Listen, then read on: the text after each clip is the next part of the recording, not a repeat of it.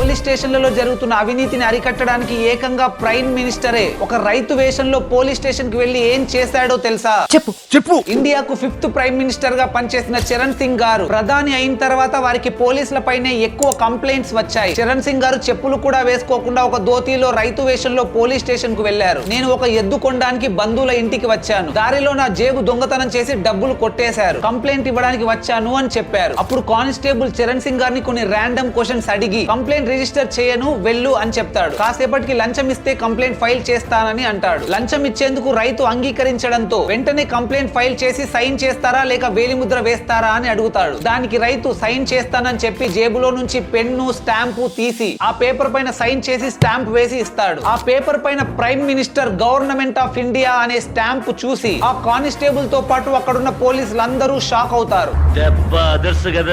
ఆ లంచం అడిగిన వ్యక్తితో పాటు పోలీస్ స్టేషన్ లో ఉన్న అందరినీ చరణ్ సింగ్ గారు సస్పెండ్ చేశారు. ఓవరాల్ గా దీనిపై మీ అభిప్రాయం ఏంటో కమెంట్ చేయండి. అండ్ ఇన్ఫర్మేషన్ వర్తి అనిపిస్తే ఒక్క లైక్ చేయండి.